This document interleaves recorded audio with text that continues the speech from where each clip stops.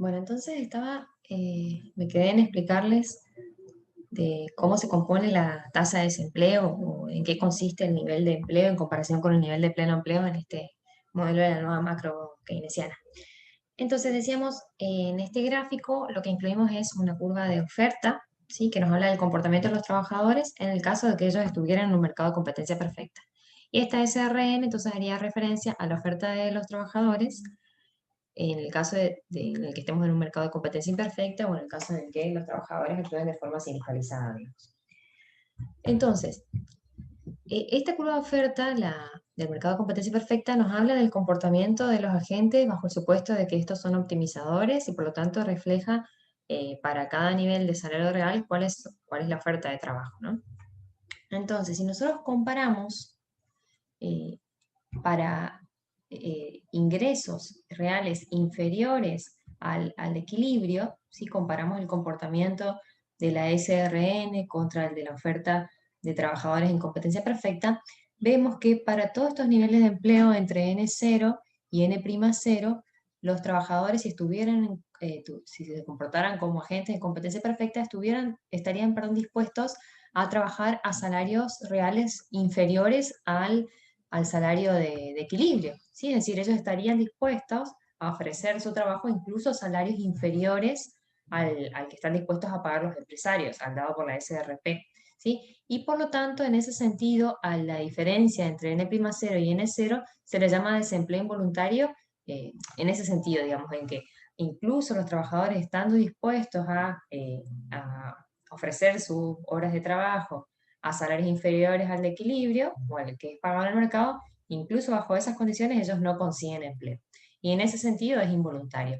Y ahora si comparamos los salarios reales superiores a la SRP, es decir, miramos los tramos por encima de la SRP, vemos que todos estos trabajadores que están, ya sea número de trabajadores o horas trabajadas que están entre N'0 y N de pleno empleo, ¿sí? Si analizamos, vemos que estos trabajadores no estarían dispuestos a trabajar a salarios equivalentes o inferiores a W0 sobre B0. Sí, bueno, en otras palabras, ellos exigen niveles de salario real superiores para ofrecer su trabajo. Y en ese sentido, este desempleo es voluntario. ¿Sí? Ellos, digamos, por su comportamiento optimizador, si se quiere, no están dispuestos a trabajar al salario SRP, al que los empresarios están dispuestos a pagar. Y así podemos distinguir desempleo involuntario y voluntario, ¿sí? Entonces, en síntesis, ¿qué tenemos en este mercado de trabajo de la nueva macro keynesiana? ¿Sí? Tenemos que los trabajadores actúan como en un mercado de competencia imperfecta, ¿sí? Sindicalizado, y por lo tanto esta SRN nos muestra su comportamiento, ¿sí? Pero el salario que en realidad rige es el que pagan los empresarios luego de que se negocia el salario nominal, ¿sí? Según el salario real que esperan obtener los trabajadores, se determina un salario nominal, el cual los empresarios lo toman como un dato, como un costo más, y dados sus demás costos y la productividad media de los trabajadores, ellos determinan cuál va a ser el salario que realmente se va a pagar en ese mercado. Y en consecuencia surge el equilibrio, el nivel de empleo de equilibrio de este mercado de trabajo, que es relativamente inferior, obviamente, al que regiría en un mercado de competencia perfecta, ¿sí? Y por lo tanto, este nivel de empleo en este mercado es compatible con desempleo voluntario e involuntario, y donde ese desempleo involuntario además implica o es compatible en parte con desempleo de tipo estructural y friccional, ¿sí? Donde recuerdan, el desempleo friccional se hace referencia a todas aquellas personas que están desempleadas temporalmente, ¿sí? Es decir, que están justamente en ese periodo de salida y entrada a nuevos empleos, si se quiere, a nuevos puestos de trabajo. Y el estructural hace referencia a aquellas personas que están desempleadas porque quedaron, si se quieren, desactualizadas sus cualificaciones. Sí, es decir, en el sentido de que, por ejemplo, avanzó la tecnología en determinados sectores, se modernizaron y ellos no pudieron actualizarse, y por lo tanto, ese es uno de los ejemplos, ¿no?, del desempleo, y el más conocido, del desempleo de tipo estructural. Bien. Entonces, si avanzamos con la función de oferta agregada en la nueva macro keynesiana, en resumen, sabemos que se compone de estas tres cuestiones, ¿no? Dos que ya vimos, que son la ecuación del salario real negociado por los sindicatos, ¿sí?, que es esta expresión que ya vimos, la ecuación de precios, que es la que nos refleja el comportamiento de los empresarios, y además agregamos una ecuación de empleo que hace referencia o incluye de cierta forma la función de producción dentro del modelo. ¿Sí? ¿Se acuerdan que la oferta agregada al principio dijimos se compone por un lado del análisis del mercado de trabajo y luego de alguna forma tenemos que vincular el nivel de empleo con la producción? ¿Sí? Eso lo hacemos a partir de una función de producción agregada y aquí la incluimos indirectamente, digamos, a esa función a partir de una ecuación de empleo, donde el empleo la vamos a definir como el producto sobre la productividad media de los trabajadores, es decir, es una tautología, digamos, porque la productividad media es I sobre N, entonces se cancelan las I de este lado y nos queda empleo igual a empleo. Pero bueno, de todas formas tenemos que saber que esta I hace referencia o está determinada por la demanda agregada, ¿sí? Entonces, en definitiva, lo que esto nos dice es que es la demanda agregada la que determina el nivel de empleo y por lo tanto, perdón, la que determina el nivel de producto y por lo tanto el nivel de empleo, ¿sí? Es decir, un supuesto bien del modelo keynesiano.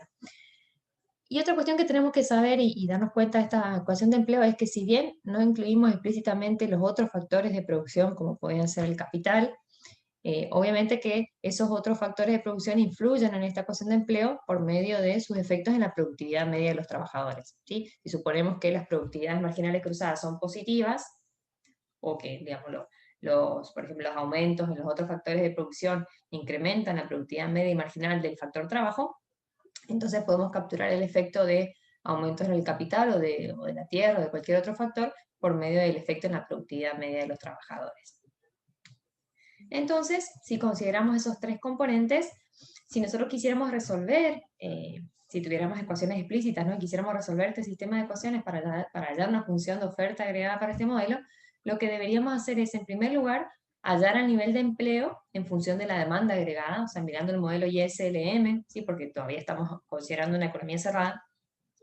A partir del estudio del modelo ISLM determinaríamos cuál es el nivel de demanda agregada y de producto, por lo tanto, y así hallaríamos un nivel de empleo.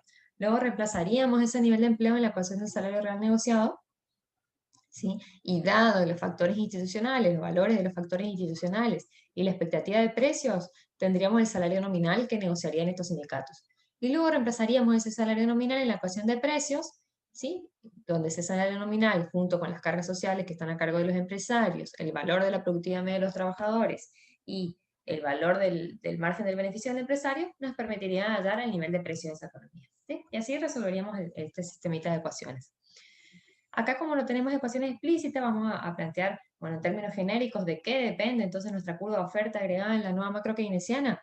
Es una función, si la planteamos como una función como la graficamos, digamos, a la función de oferta, digamos que el precio, ¿sí? La función de oferta la podemos plantear, perdón, como el precio, donde el precio se relaciona con la producción, ¿sí? De forma positiva, y con todos los otros determinantes que salen de las ecuaciones que hablamos antes, ¿sí? La expectativa de precio, la productividad media de los trabajadores, el margen de beneficio, las cargas sociales a cargo de las empresas, y todos los demás factores institucionales que influyen en el comportamiento de los trabajadores, ¿sí? Como las cargas sociales a cargo de los trabajadores, los impuestos, el seguro, el seguro de desempleo, etcétera, etcétera.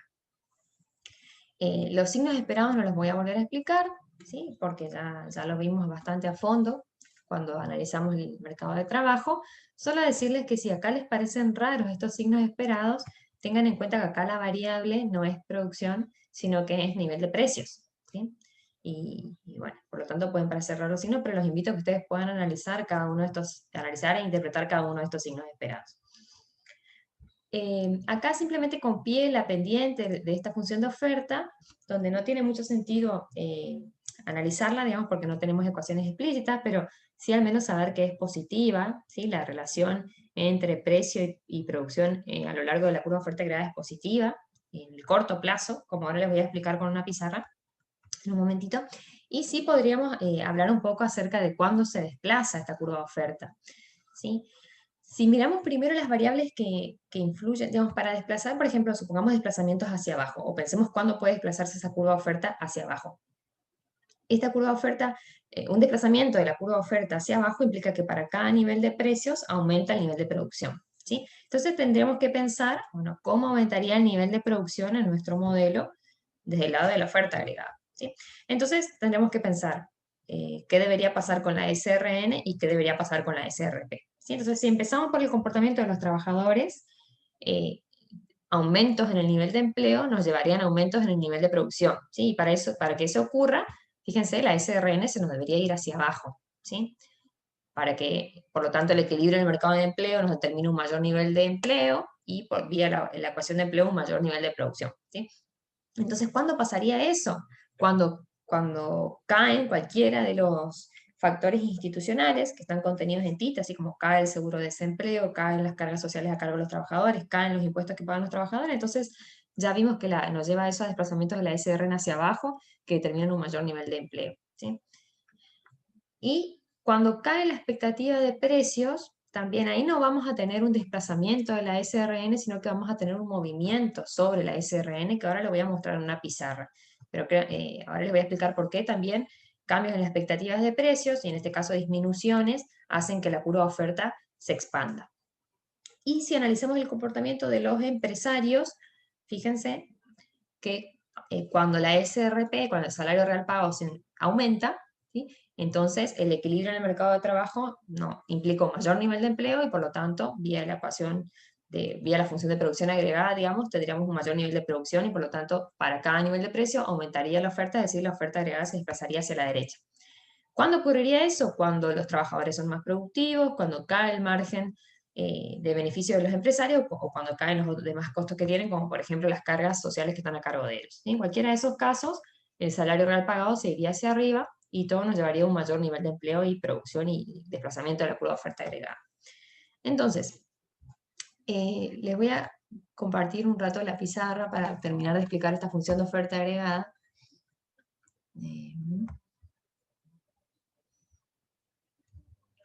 Fíjense, entonces acá lo que incluye en primer lugar es, perdón la desprolijidad, no son simplemente unos apuntes para poder entender esto de por qué, bueno, la pendiente positiva en el corto plazo y por qué en el largo plazo la curva de oferta agregada es perfectamente inelástica.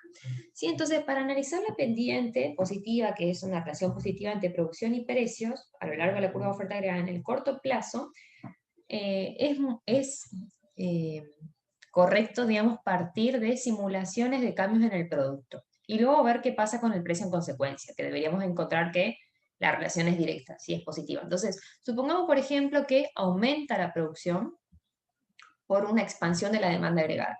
¿Sí? O sea, tenemos una demanda agregada 1, aumenta la demanda agregada por alguna razón, como ahora después lo van a ver con diferentes políticas o shocks, aumenta y por diversas razones, bueno, no vamos a ver los mecanismos de transmisión en la demanda agregada porque no es el foco ahora, ¿sí? Pero eso nos lleva a un aumento de la producción. Entonces, si aumenta la producción, ¿sí? Si suponemos que el nivel de producción de pleno empleo es constante, eso implica una caída de la tasa de desempleo, ¿sí?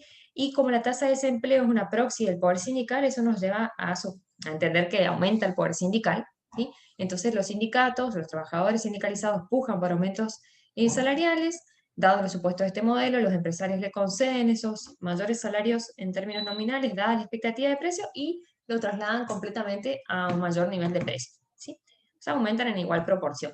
Entonces, lo que va a estar pasando en el mercado de trabajo es que si estábamos en el principio en un equilibrio, ¿sí? Y por alguna razón aumenta la demanda agregada y por lo tanto aumenta la producción y aumenta el empleo, los sindicatos pujan por mayor salario nominal, o sea, estábamos en un W0, suponemos que pasamos un W0', dada la expectativa de precio, los sindicatos y los trabajadores ven un mayor salario real. ¿Sí? Y los trabajadores en realidad todo ese aumento de salario nominal lo llevaron a aumento de precio, por lo tanto ellos están pagando el mismo salario en términos reales, pero los trabajadores ven otra cosa. ¿Sí? Entonces, momentáneamente, dada la diferencia entre nivel de precio y expectativa de precio, y que los trabajadores piensan que están ganando un salario real más elevado, estamos en un nivel de empleo relativamente más alto al nivel de empleo inicial. ¿Sí? Y eso dura mientras exista esa discrepancia entre nivel de precios y nivel de precios esperados. ¿Sí? Ahora, una vez o en el periodo siguiente, cuando los sindicatos actualizan su expectativa de precios, ¿sí? Y se dan cuenta que en realidad el nivel de precios ha aumentado, ¿sí? Es decir, estamos parados en el punto B ya, ¿no? El precio no es P0, sino que es P0', ellos se dan cuenta que ha aumentado el nivel de precios. Esperen, vuelvo un poquitito. Entonces, porque me faltó un poco explicar cómo lo veo en la curva de oferta agregada de corto plazo, lo que sucedió recién. Entonces habíamos dicho, aumenta el nivel de producción y en definitiva tenemos un aumento en el nivel de precios por todo lo que expliqué recién, y así explicamos cómo nos movemos desde A hasta B. ¿Sí? Es decir, estamos explicando o justificando la pendiente positiva de esta curva de oferta agregada en la nueva macro keynesiana. ¿Sí? Y eso es en el corto plazo. ¿Por qué corto plazo? Porque todavía existe una discrepancia entre nivel de precios efectivo y nivel de precios esperado. Ahora, cuando los sindicatos actualizan su expectativa de precio y se dan cuenta que en realidad no es P0, sino que es P0', y se dan cuenta que están recibiendo un salario real menor, entonces,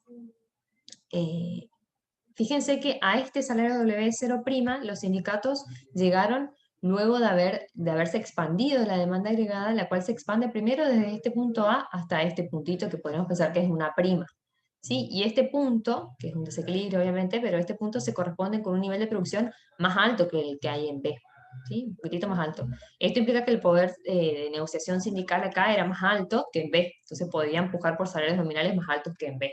¿Sí? Entonces, una vez que ya están en B con un nivel de producción relativamente más alto que el inicial, pero también relativamente más bajo que el que surgiría de comparar la expansión inicial de la demanda agregada, los sindicatos al actualizar su expectativa de precio van a empujar por mayores salarios nominales, pero ese poder de negociación no va a ser tan alto. ¿Sí? Entonces, van a empujar por un mayor salario nominal, pero la puja va a ser menos fuerte en comparación con la puja inicial. ¿Sí? Y los empresarios le van a conceder ese aumento al salario nominal y lo van a trasladar a precios. ¿Sí? Pero esa puja, al ser cada vez menos fuerte, va a hacer que esa diferencia, digamos, no, esta diferencia nos habla de una incompatibilidad entre el salario que quieren los trabajadores y el que pagan los empresarios. ¿Sí? Entonces, en definitiva, esta brecha que hay entre la SRN y la SRP se va a ir achicando hasta que volvemos al nivel de empleo inicial o hasta que se elimina la incompatibilidad entre trabajadores y empresarios, entre los deseos de los trabajadores y lo que quieren pagar los empresarios. ¿Sí? ¿Y eso qué va a implicar en términos de la curva ESA de corto plazo? Eso implica que se va a ir desplazando hacia arriba en la medida que los sindicatos actualizan su expectativa de precio, negocian un aumento del salario nominal y los empresarios lo llevan a un aumento de precios. ¿Sí? Va a ir desplazándose sucesivamente hasta que se llega de nuevo al nivel de producción de pleno empleo, pero ahora con un nivel de precios relativamente más alto. ¿Sí? Entonces fíjense que este simple ejercicio nos permite analizar, por un lado, que en el corto plazo es posible que la pendiente de la curva de oferta sea positiva, o en otras palabras, es posible que haya una relación positiva entre precio y producción en el corto plazo, a lo largo de la curva de oferta agregada, pero en el largo plazo, cuando las expectativas de precio se cumplen, como en los puntos A y C, la curva de oferta agregada de la nueva macro keynesiana es perfectamente inelástica. ¿Sí? Es decir, siempre estamos parados sobre la NAIRU, digamos, la tasa de desempleo no aceleradora de la inflación. ¿Sí? Bien. Bueno. Y luego, también explicarles cuáles, uno, digamos, vieron que cuando expresamos en términos genéricos la curva de oferta en el slide, digamos, un ratito, identificamos cuáles eran los determinantes. Y ya habíamos analizado cuáles son los efectos en el mercado de trabajo de cambios en algunos de los determinantes como TITA, como el margen del empresario, la productividad media de los trabajadores, etc. Pero algo que no analizamos mucho es cambios en las expectativas de precios. Entonces me parecía interesante poder parar y pensar un poquito en esto y hacer un ejercicio chiquitito. Entonces, imaginemos que aumenta la expectativa de precio y pensemos cuáles serán sus efectos, ¿sí? Es decir, tratemos de explicar ese gráfico que está en bajo en moneda donde aparecen sucesivas curvas de oferta agregada de corto plazo que se desplazan hacia arriba y una curva de oferta agregada de largo plazo perfectamente inelástica. Supongamos solo un cambio en las expectativas, ¿sí? Entonces, pensamos que estábamos en este equilibrio en A, ¿sí? Donde la expectativa de precio era P0, y supongamos que de repente aumenta la expectativa de precios. Entonces, si nosotros suponemos que ese cambio en la expectativa de precios puede ser incorporado inmediatamente por los sindicatos al momento de negociar sus salarios, ellos lo van a incorporar y van a pujar, por lo tanto, por mayores salarios nominales, ¿sí? Es decir, piensen en la ecuación de salario real negociado, ¿sí? Que nos dice que el salario real negociado es una función de la tasa de desempleo y de TITA, y si quieren pueden pasar el nivel de precios esperado que está en el salario real y pasarlo por el otro lado, entonces nos queda que el salario nominal que van a negociar es igual al nivel de precios esperado por esa función, ¿no? Entonces, al aumentar el nivel de precios esperado, va a aumentar el salario nominal que ellos negocian, Y los empresarios, por todos los supuestos que hacemos, le van a dar ese mayor salario nominal y lo van a llevar inmediatamente a un aumento de precios en igual proporción. Entonces lo que vamos a tener es que, como los sindicatos negocian un mayor salario nominal, pero automáticamente los empresarios lo llevan a precios, vamos a tener que el salario real es el mismo, ¿sí? Porque el aumento del salario nominal es igual al aumento del nivel de precios, o sea, A es igual a B, no cambia nada en el mercado de trabajo, y con respecto a la curva de oferta agregada, para todo nivel, para la tasa, para el nivel de empleo inicial, vamos a tener que el nivel de precios es relativamente más alto, ¿sí? Entonces, desplazamos la curva de oferta agregada hacia arriba, ¿sí? Y vamos a tener 2 puntos, si se quiere. Este que dice P1 debería decir B acá, ¿sí? Entonces tenemos que son 2 puntos para los cuales el nivel de precios efectivos es igual al nivel de precios esperados, es decir, que son 2 precios de la curva de oferta de largo plazo, ¿sí? Entonces fíjense que no tiene ningún efecto en términos reales este cambio en el nivel de precios esperados, sino que solo nos lleva a aumentos en términos nominales del salario nominal y del nivel de precios efectivos, ¿sí? Ustedes luego, cuando analicen shocks o políticas, van a ver que ahí también, en la segunda ronda de análisis de los shocks o políticas, digamos, se tiene en cuenta cuál es el efecto de cambios en los precios esperados, ¿sí? Pero siempre, es decir, algo similar a lo que hicimos aquí arriba, ¿sí? ¿Se acuerdan que acá hicimos el supuesto de que aumentaba la demanda agregada por algún motivo, llegábamos hasta B, y acá en B los sindicatos actualizaban su expectativa de precio y por lo tanto la curva de oferta se nos iba yendo hacia arriba, ¿sí? Pero fíjense que acá el shock inicial fue un cambio en la demanda agregada, ¿sí? Acá estamos haciendo solo el supuesto de que aumenta la expectativa de precio por alguna razón, ¿sí? Algún shock pesimista, digamos, donde los trabajadores piensan que va a haber más inflación, en otras palabras, ¿sí? Entonces fíjense que si el shock es solamente un cambio en la expectativa de precios, no tiene efecto en términos reales, simplemente tiene efecto en términos nominales, digamos, aumenta el salario nominal en la misma proporción en que aumenta el nivel de precios y el nivel de empleo, y de producto no cambia. Bien, entonces vuelvo al slide. Sí, y así ustedes pueden entender este gráfico de debajo, digamos. Tenemos entonces la curva de oferta de largo plazo y sucesivas curvas de oferta de corto plazo, ¿sí? Donde cada vez están más desplazadas hacia arriba, es decir, cada vez es mayor la expectativa de precio. Bueno, entonces, para terminar con el modelo, de explicar el modelo completo, recuerdan que cuando hablamos del modelo completo hablamos de una función de demanda agregada y una función de oferta.